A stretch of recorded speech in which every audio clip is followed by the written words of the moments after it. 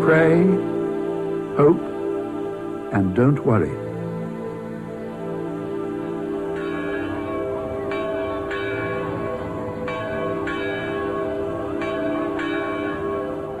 A celebration of Padre Pio.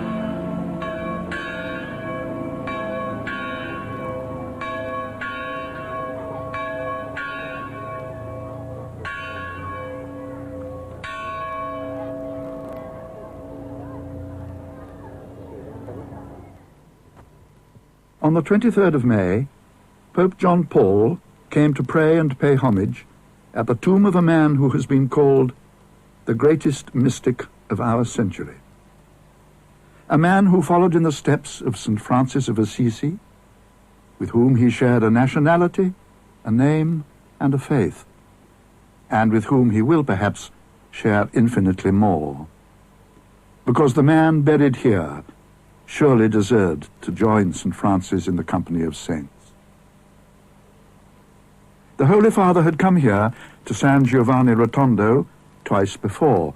He came when he was a simple priest from Rome and as a cardinal from Krakow.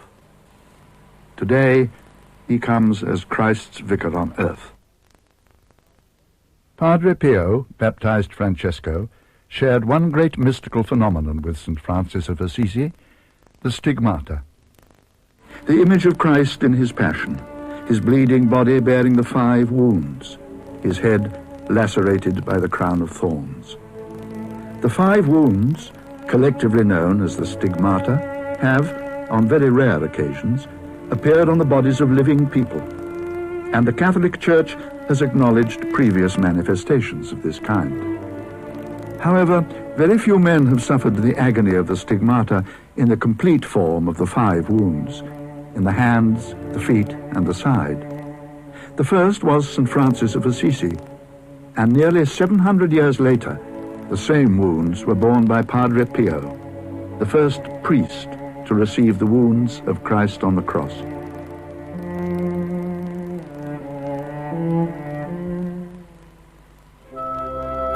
Here, in the village of Pietrelcina, in the rugged south of Italy, he came into the world on May the 25th, 1887, in this small house.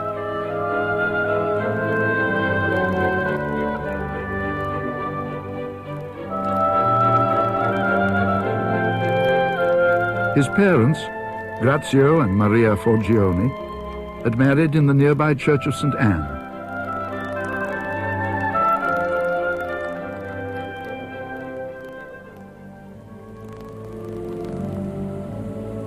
And it was here, in this church, that their son Francesco experienced one of his earliest direct encounters with God.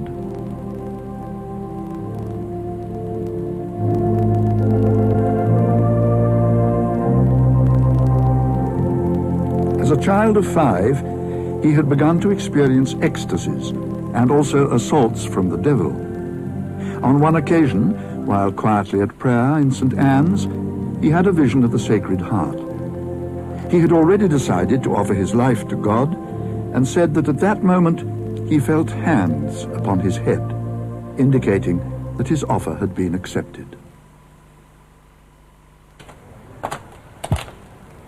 One day, before setting off for America to find work in order to feed and educate his family, his father took him to a local shrine of St. Pellegrino.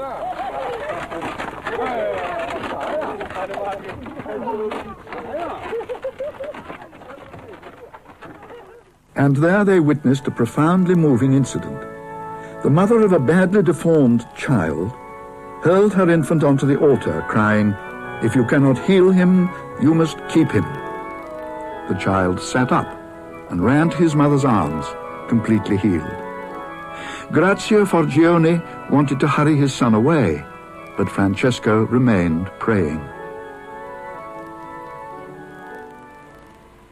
Francesco Forgione began his religious training at Morcone and also attended several other Franciscan novitiates. He was ordained in the year 1910 when he was 23 years old in the Cathedral of Benevento. The young friar was often ill. he slipped into states of ecstasy which alarmed and worried his superiors. He fasted to extremes.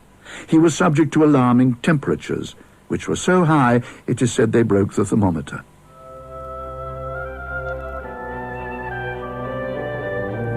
Concerned about his health, puzzled by his fevers, trances, and visions, the friars sent him back to his own village of Pietrelcina.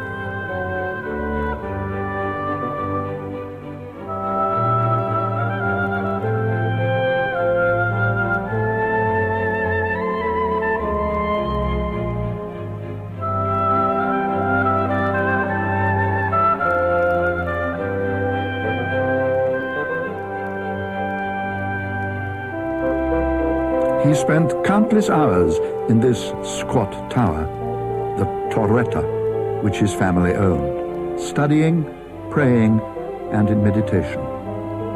Sometimes he distanced himself for days and nights, staying in this lonely farm building in the midst of the countryside. Perhaps this long period of isolation from the life he had most hoped for was a preparation for the extraordinary years to follow. In September 1910, he had already begun to experience inexplicable pains in his hands.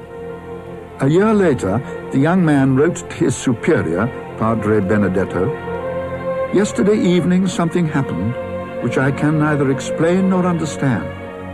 In the center of the palms of my hands, a red patch appeared, accompanied by a sharp pain. I also feel some pain in the soles of my feet."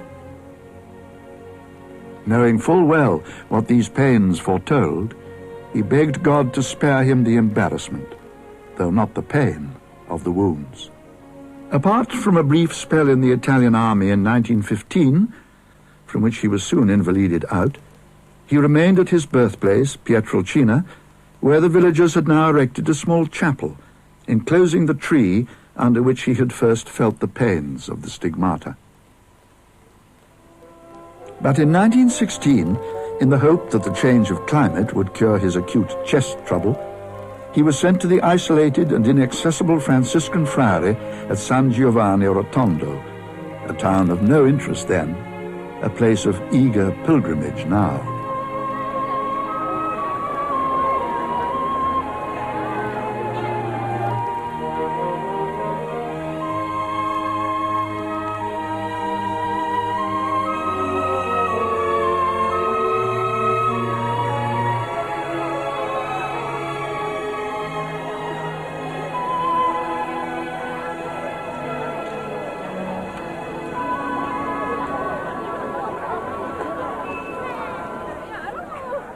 The early intimations of suffering were shortly to become something much more. Padre Pio was soon to suffer pains that he would gladly endure, but a notoriety that he found hard to live with. The full and terrifying appearance of the stigmata occurred on the morning of September the 20th, 1918. Padre Pio was in the choir of the old church in San Giovanni Rotondo, having celebrated Mass. He described what happened thus. "I yielded to a drowsiness, similar to a sweet sleep, and during this I saw a mysterious person. His hands and feet and side were dripping with blood. This sight terrified me. The vision slowly disappeared, and I became aware that my hands, my feet, and my side were also dripping with blood." Padre Pio was 31 years old.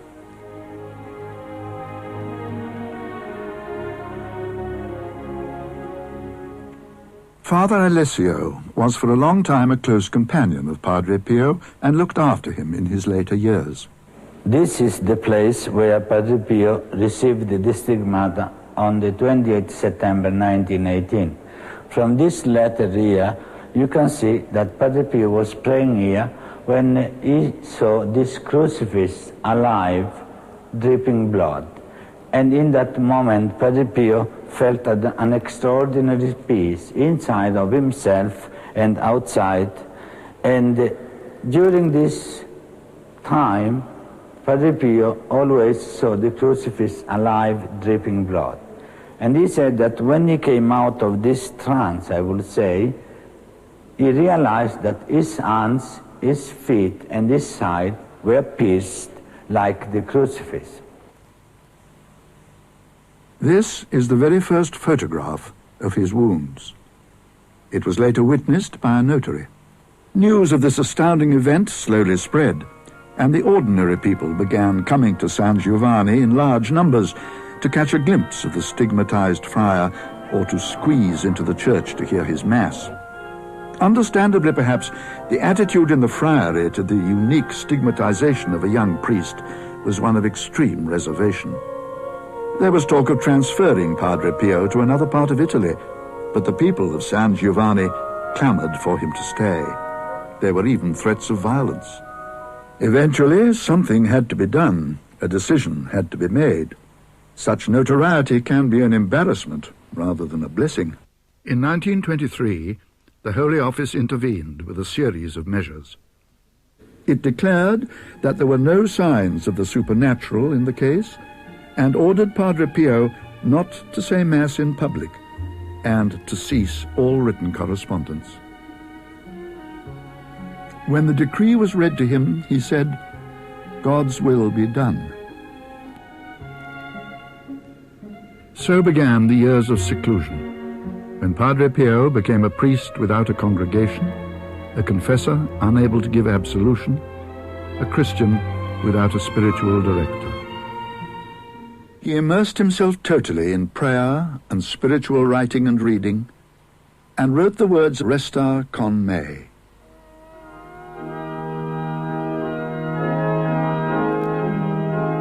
Stay with me, Lord. Thou knowest how thee I can forget. Stay with me, Lord. Thou knowest without thy strength I fall. Stay with me, Lord, for without thee my fervor fails. Stay with me, Lord. Thou art my light, thou art my life. Some time passed before the ban was lifted. Pope Pius XI, on further examination of the facts, permitted Padre Pio to resume his ministry. Eventually, a larger church had to be built to accommodate the huge congregations made up of people who came from all over the world. The flow of pilgrims began again, with renewed fervor. They came then, and still they come.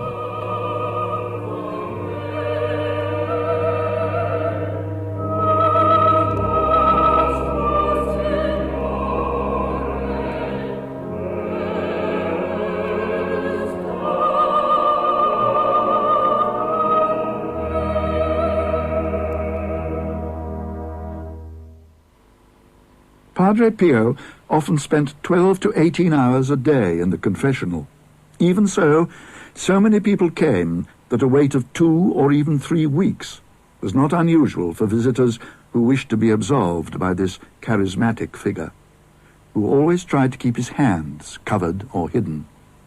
He knew when people were wasting his time, when they had come for the wrong reasons, and occasionally terminated a confession abruptly with the word basta, enough. He could read your mind, your soul, and when God gave him the light to see the soul of a person, Padre Pio really, will tell him or her the sins, and also if sometimes they are not ready or they were not sincere in their confession, he will send them away without absolution. He was usually disarmingly simple and direct. Nothing could be more to the point than change your life. Or, to someone who questioned the very existence of hell, you will believe it when you get there. He was capable, though, of remarkable insight, and there are many reports of his ability to read people's minds and their hearts, to know details of their lives and circumstances that he could not possibly even guess. Once, a woman was very surprised to be told that her penance, usually a prayer to be said in atonement for sin, was to go home and look in the well in her garden. As she did so, she saw the face of the son she had had aborted many years before. Joe Greco, now a great devotee of Padre Pio, met him in very unusual circumstances. After a dream in which he met Padre Pio on the road and asked him to save his father, Joe Greco's father suddenly recovered from a dangerous operation. Joe decided to go to San Giovanni to thank Padre Pio in person. He managed to get to confession after waiting 4 days. This is what did it, really. When he saw me, he said, "Well, your father's all right then."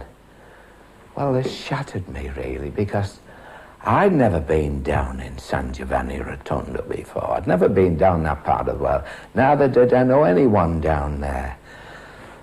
And yet, I posed in my mind a question to him. I was saying, "Was it you? Was it you?" And he replied, "In the dream. In the dream." Well, I started shaking. I was scared stiff, to tell you the truth. I said, "Yes, Father, in the dream, Father." I told him my sins, and he gave me before he gave me absolution, he said to me, "Now then, there is something else, you know." I says, "Well, Father," I said, "I can't remember anything else." And Padre Pio went on to describe an incident with a girl in the park when he was first in the army. Well, it all came back to me. I wished the ground had have opened up and swallowed me up. I was so embarrassed. Oh dear. I said, "Yes, Father, it all comes back to me, and I'm afraid I've forgot to tell it in confession. So ashamed." Well, he said, "You've been carrying this sin around with you," he says, "ever since 1941. And the place was Blackburn, to tell you the truth. And I got up to go. Padre Pio said, "There is something else you've forgotten." And there was a slight smile on his face. I said, "Oh, no, Father. Truly, there's nothing else that I can remember." I thought he was on about a sin, you know. And he said, "Look in your pocket." So I brought my rosary beads out. I gave them to him. He blessed them, and he gave them back to me. And that was it. Those who knew Padre Pio talk with undying affection and admiration of a man who spent 50 years in extreme pain, for there is no doubt that he suffered real anguish from real wounds. The medical evidence of the stigmata supplied by doctors who examined Padre Pio over the years is impeccable.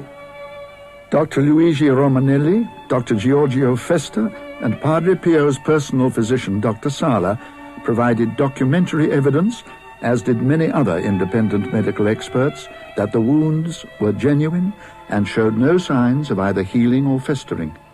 Father Stefano is the superior of the Capuchin Friary at Pietrelcina, where they have a room devoted to the many relics of Padre Pio's life. Of all the mementos we have here, the most important is Padre Pio's nightshirt, which, as you can see, is stained with his blood. How did this happen? We know that Padre Pio experienced the whole of Christ's passion, the scourging, the crowning with thorns, the wounds of the stigmata, and that in his own words, the scourging occurred nearly every week over a period of many years. In spite of the continual pain, his contemporary, Padre Villani, once said, "In the depths of his soul, he is the happiest man in the world." His attitude to life, in his own words, was always pray, hope, and don't worry. Anxiety does not help at all, he would say. The good Lord will listen to your prayers. And yet this man, who was like no other man, for many years of his life rose at 2:30 a.m., went to the sacristy at 4, said Mass at 5, a time decided after his period of rejection by Rome, when he had been ordered to say his Mass as early as possible, hoping to discourage large congregations. But still they crowded to this center of worship and waited for an hour or more, even in bad weather, for the door to open. As he pleaded with God to forgive his people, there were so many to be remembered, so much to offer, that his Mass could last for more than 2 hours. The stillness in the church was absolute.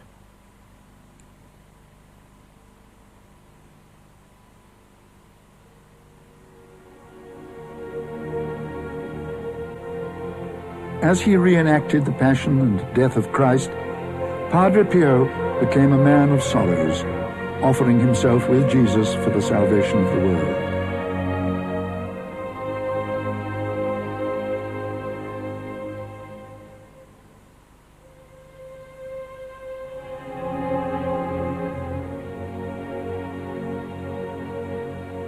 An eyewitness says, as he turned to give the last blessing, the peace of Christ descended on all present, and one realized that God, in his love and mercy, had given us this man of suffering in our lifetime to reenact before our eyes the mystery of our salvation.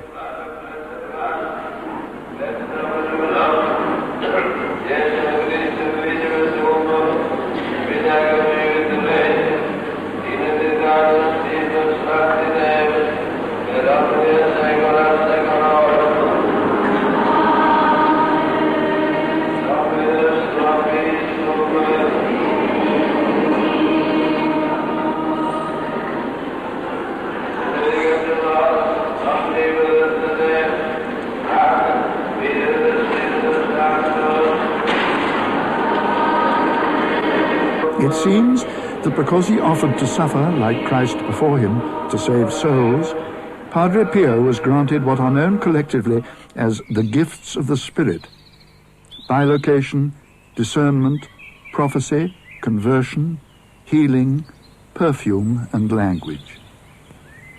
Father Joseph Pius came to the friary many years ago as an American tourist to see Padre Pio. He stayed to become a Franciscan friar. He actually understood languages he never knew. For instance, how do we know that? By the documented evidence in his life. For instance, after making me learn Italian when I didn't understand why, he spoke to me in perfect English 2 months before he died. And had he not been known to speak in English before, you mean? He had been known to hear a confession in English, I think in 1927, but only that do I know about English. Then there's the story of the French prince who came and spoke with Father Pio privately for 15 minutes and marveled at how perfectly an Italian could speak and pronounce French. The volume of his mail from all over the world was astounding.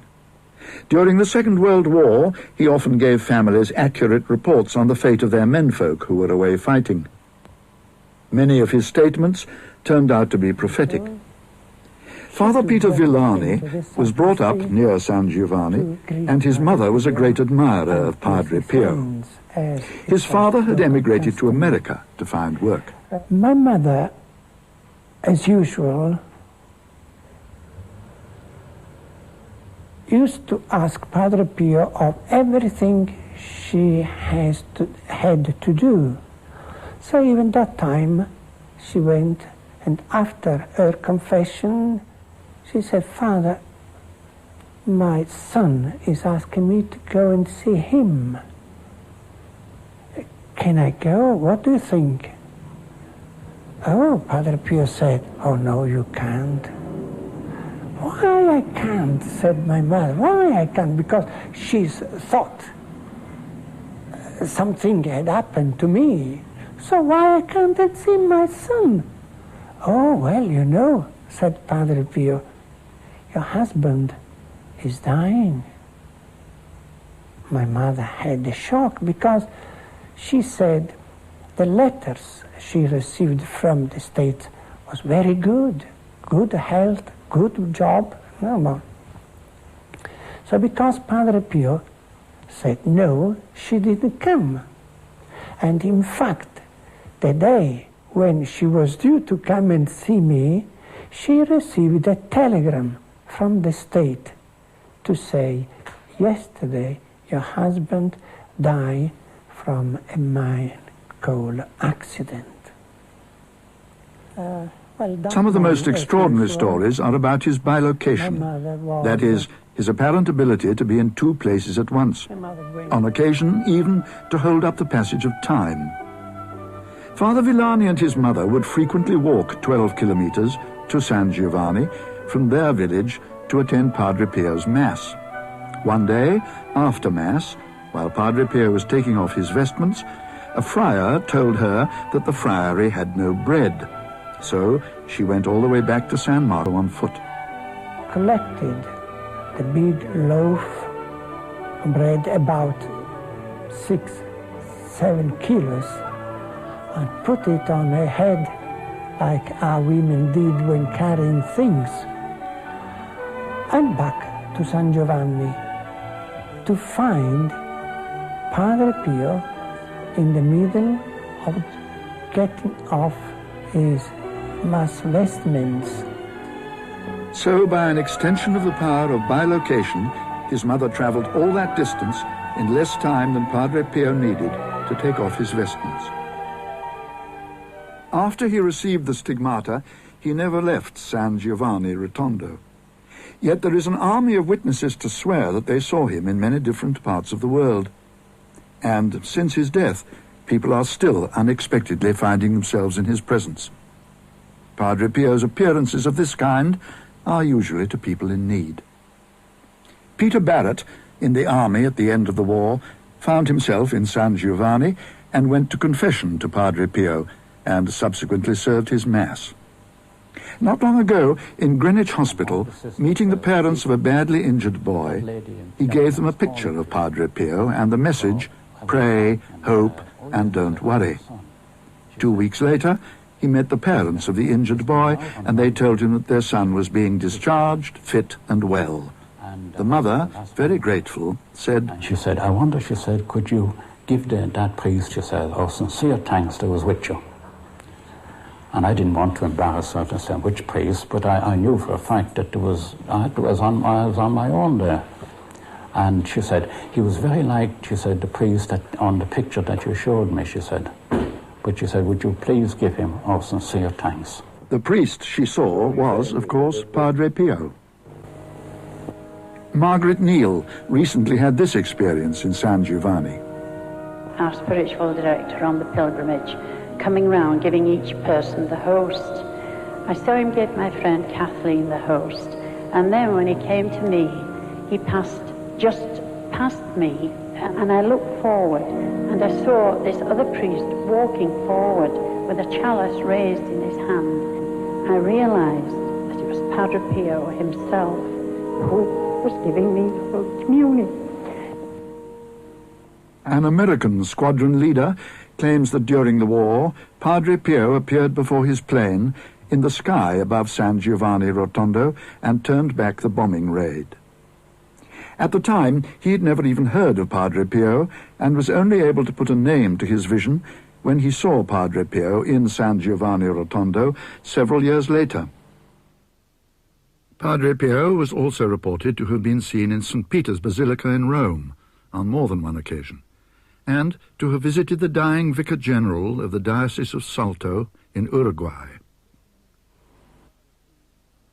Testimonies of his power of healing of minds, bodies and souls are too numerous to relate. My name is Sean Mulrine. I come from Derry City. This is my wife Anne. At this recent gathering in Ireland, Eileen Maguire talked about some of them. We have instances that are not explainable, such as, for example, Sean and Anne Mulrine in Northern Ireland. Sean and Anne was expecting twins, and she had a very serious brain hemorrhage. And her husband prayed daily. Clinically, she was dead. She was placed on a life support machine. Her husband stayed at her side, continuously praying to Padre Pio. And on one occasion, the mitten was brought. Anne was blessed with the mitten of Padre Pio, and for the first time, after weeks on a life support machine, she moved her hands. And from there, perhaps Sean could continue to tell you the story. So I went to see the surgeons, and they sat down, 3 of them, and they said to me, "Mr. Mulrine, the operation is over. It is, or it has been, our opinion, a miracle that we were able to keep your 2 unborn children inside your wife's womb while such a long and tedious operation went on." She walked away from the hospital perfect and left her sticks behind her. And twins were born, and she is now mother of 4 children and perfect. Great.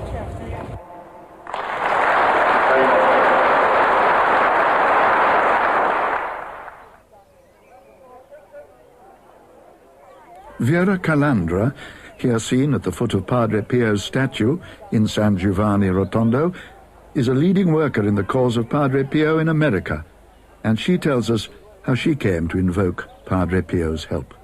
How he came into my life certainly was a gift from Providence, and I can look back now at the last 20 years, and we do wonder in the household how we would have been able to survive the crosses that have come our way without the assistance and the intervention of Padre Pio, because our daughter was at the brink of death.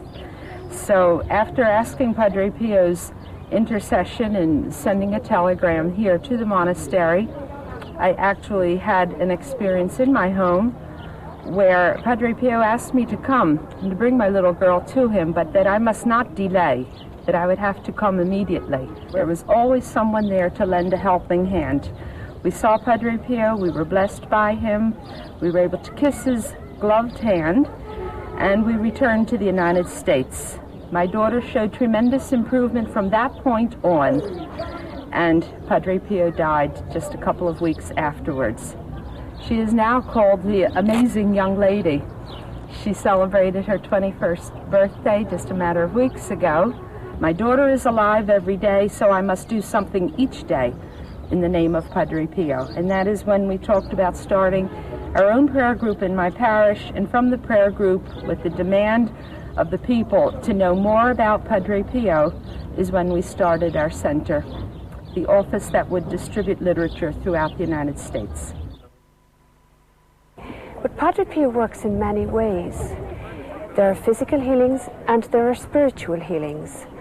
And Bella will fill you in on a spiritual healing. 10 months ago, we got word from Germany that my brother was very ill with cancer. And she was even more worried to hear that he had given up the practice of his religion. She sent him leaflets with information on Padre Pio, together with scented rosary beads from San Giovanni.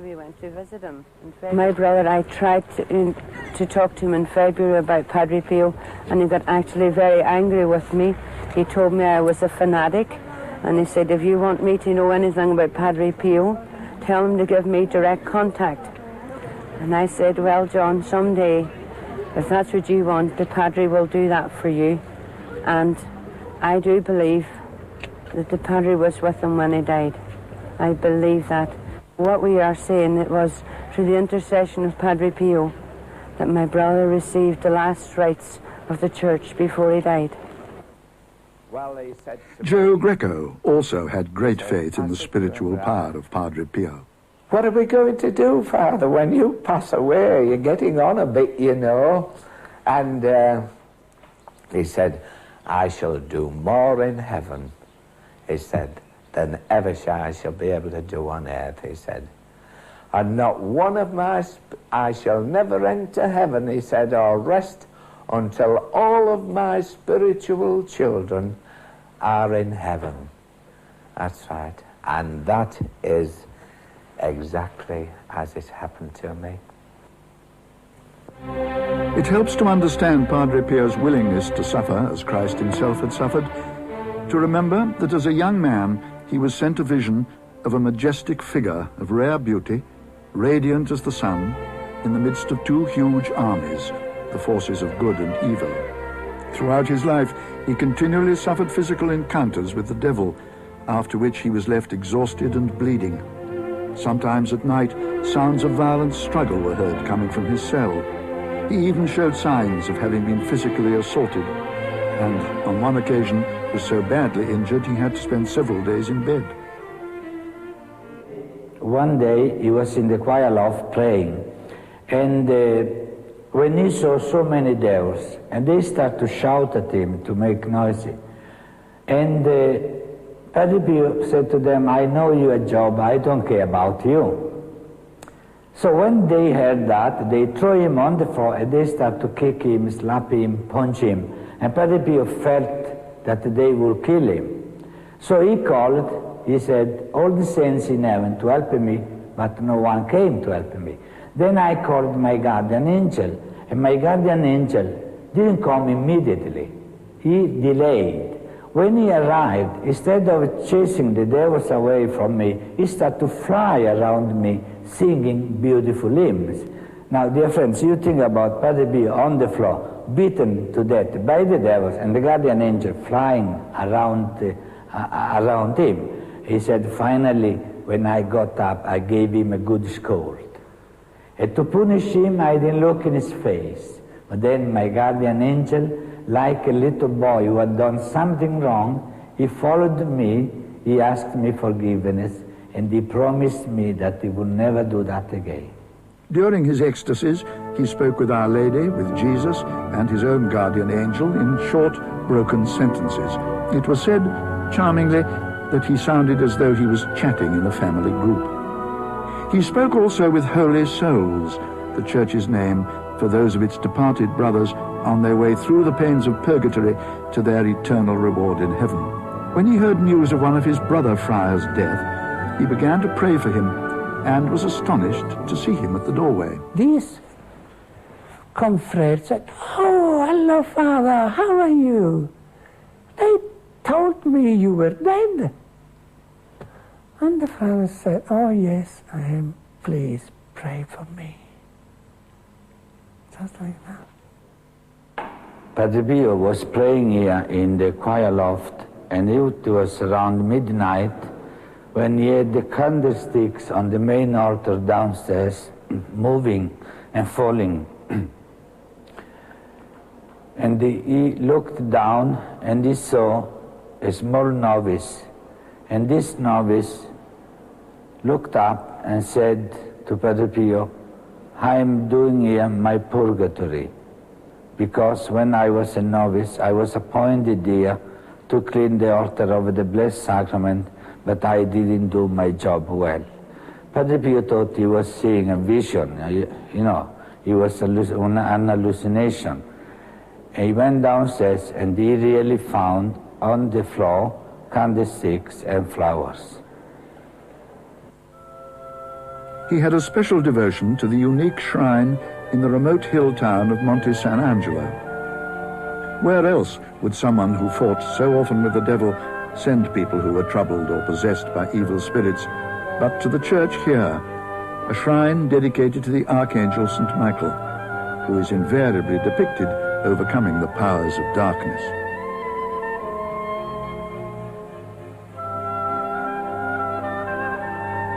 This subterranean shrine on the cliff of the Gargano has a deep stairway that leads to an underground church dating from the 4th century, where the instruments of crucifixion are depicted.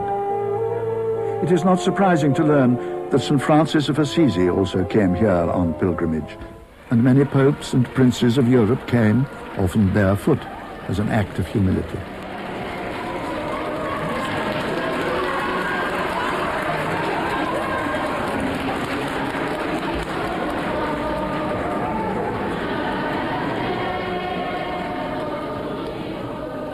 And knelt here to pray for the protection of St. Michael.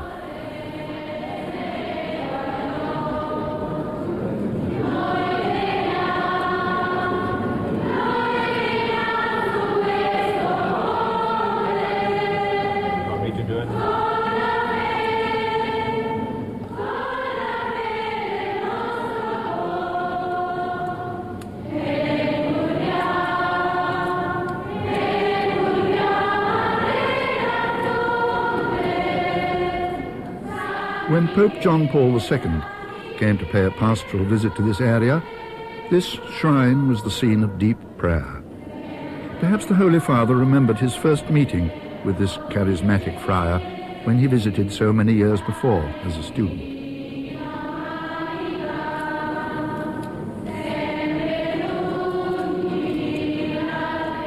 As we have heard, Padre Pio, who suffered illnesses, fevers, constant headaches, the pain of the stigmata, and physical assaults from the devil, was nevertheless a cheerful, often humorous man, even when the added burden of severe arthritis, combined with the pain of his pierced feet, confined him to a wheelchair. That he was a joyful man. He was full of joy, full of enthusiasm.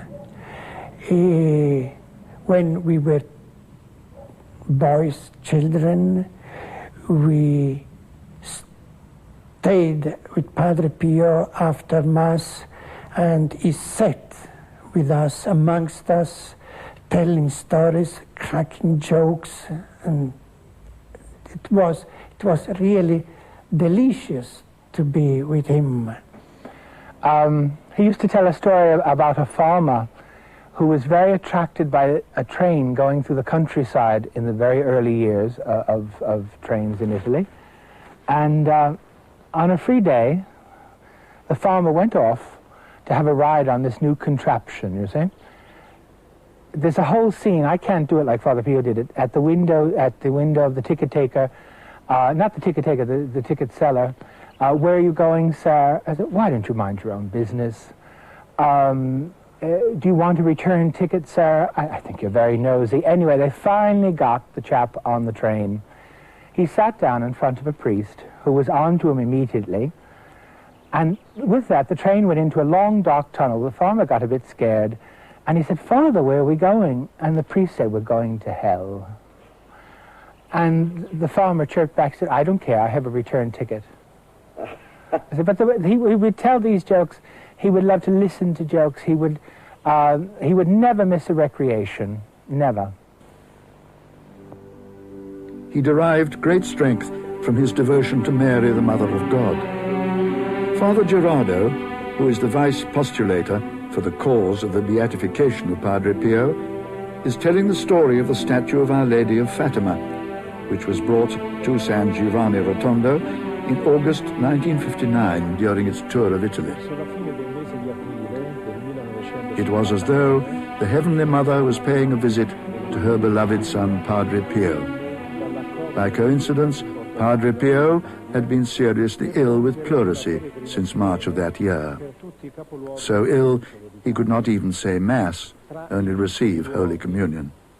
He had, however, been leading a special 9 days of prayer in preparation for the arrival of the statue.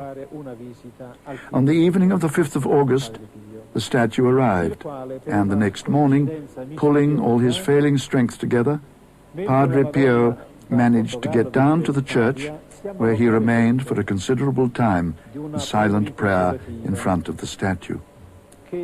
As the statue was being removed by helicopter the following day, Padre Pio asked to be taken to the window in the choir so that he might see it flying past. As it did, he was heard to say, "My beautiful Madonna, you found me ill, and you are going away, leaving me ill."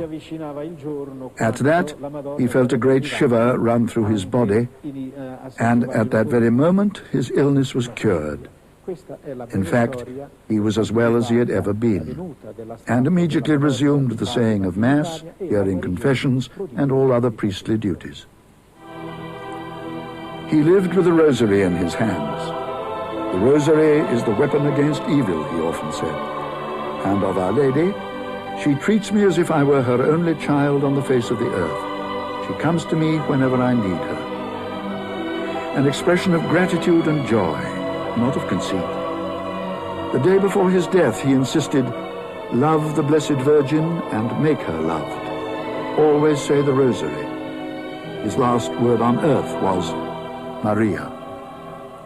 On September the 20th, 1968, 100,000 pilgrims gathered in San Giovanni for the 50th anniversary of Padre Pio's receiving the stigmata. Many of the visitors belonged to the prayer groups, which had grown spontaneously in many countries from his constant exhortations to prayer. There are now over 2,000 such groups throughout the world.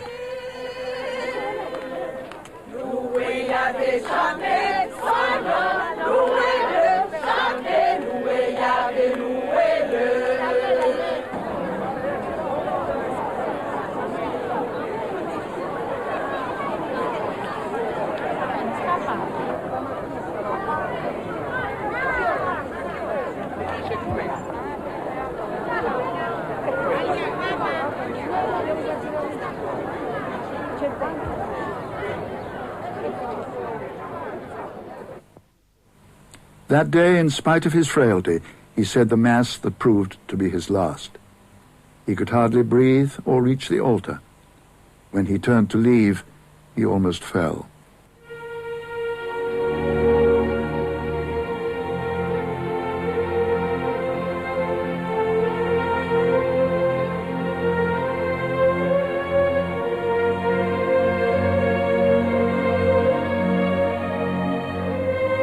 In the evening, he asked to be helped to the window to greet once more the visitors to San Giovanni.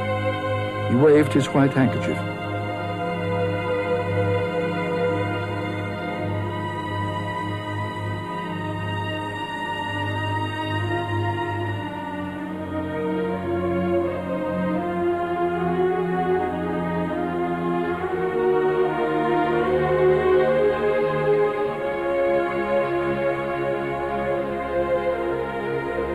Then the shutters were closed forever.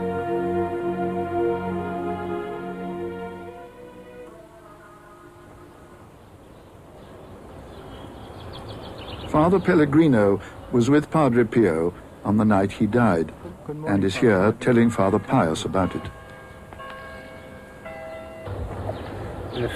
I went to Padre Pio's cell about 8:30 or 9 p.m. and stayed with him for the rest of his time on earth. Occasionally, I wiped away his tears. Around midnight, he said, "Sit down beside me, please," and he began to tremble like a child. He continually asked the time, as though he had an appointment to keep.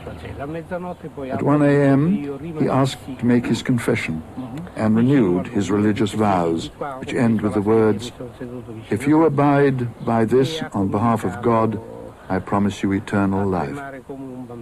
At this, he seemed a little better, got up, washed his face, and went to the window, asking if the sky was studded with stars.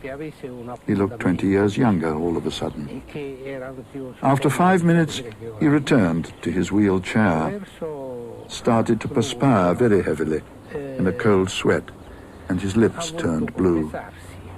He asked for the wheelchair to be removed, as though he had no further use for it, and began to say continuously, "Jesu Maria." Looking straight ahead, he said, "What is that?" "A photo of your mother," I replied. "But I see two mothers," he said. Thinking his sight was failing, I explained that there were other photos too, including his American friend Mary, who had recently died. "I see those clearly," he said, "yet still see two mothers." Again he started to repeat, "Jesu Maria." As I made to leave his cell for assistance, he called me back, saying, "Do not trouble anyone else." I insisted, however, and went to find Father Joseph Pius and asked him to get his doctor, Dr. Sala. Dr. Sala and his colleagues arrived, and I went to bring the other friars. Padre Pio continued to repeat, "Jesu Maria," right up to his last breath, when at 2:30 a.m. he gently bowed his head and gave up his spirit.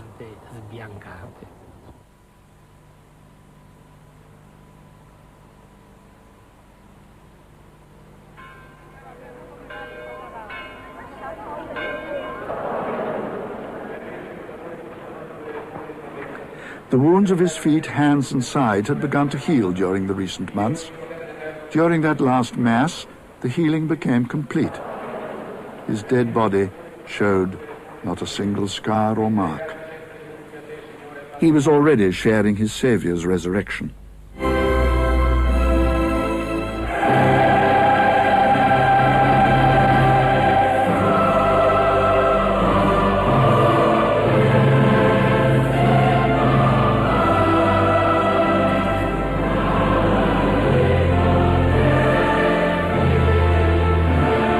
Padre Pio was buried in this tomb, in the new, larger church, a tomb finished only a few days previously, surrounded by the thousands of pilgrims who were still in San Giovanni. How wonderfully God seems to arrange these things. As a young friar, walking in the fields surrounding Pietrelcina, He had prophesied that they would one day be filled with the odor of incense and the chanting of monks.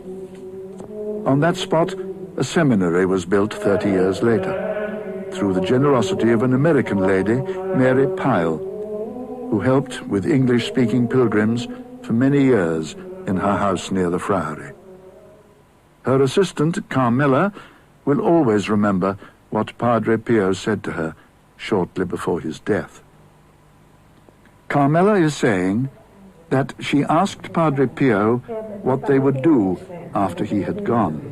Padre Pio said, "Go on as you have done before, but remember, I can do much more for all of you from heaven than I can here on earth." In his lifetime, he heard countless confessions and is truly called the Padre of the Confessional. But, as he said to Carmela, his real work would begin after his death. He had planned a vast and much-needed hospital, which was completed in his lifetime.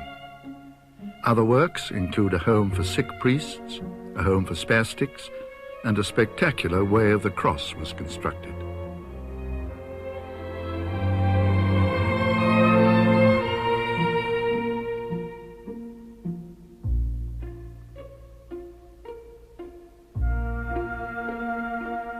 Here, he is depicted as Simon of Cyrene, the man taken from the crowd to help bear Christ's cross to Calvary. Padre Gerardo described Padre Pio as the greatest mystic of our century.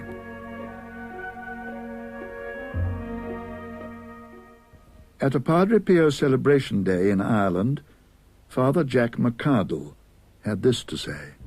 Padre Pio wasn't defending what he was saying, he proclaimed it. And you were free to walk away. When you stop defending it, they'll stop attacking it.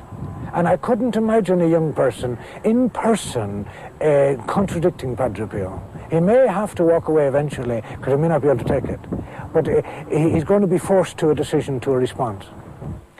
That he was really a man of God. You could feel God's presence in that man. Non vi lascerò orfani, ritornerò da voi. Il tempo pasquale, cari fratelli e sorelle di San Giovanni Rotondo. On the occasion of his visit to San Giovanni Rotondo in 1987, the Holy Father said, "I wish to thank the Lord with you for having given Padre Pio to this generation in this very tormented century. In his love for God and for his brothers, he is a sign of great hope, and he invites us all not to leave him alone in this mission of charity."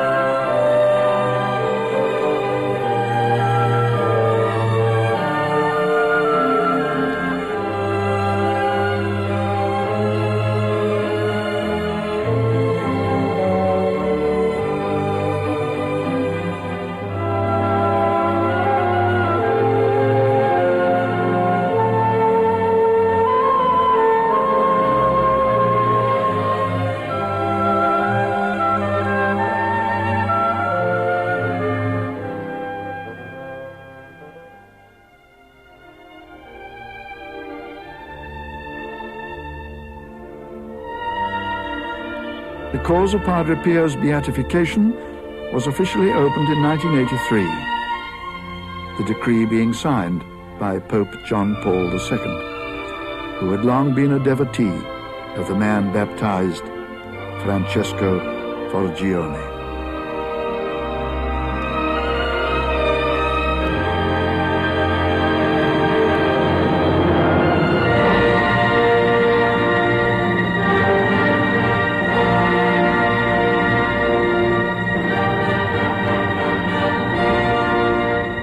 Pray, hope, and don't worry.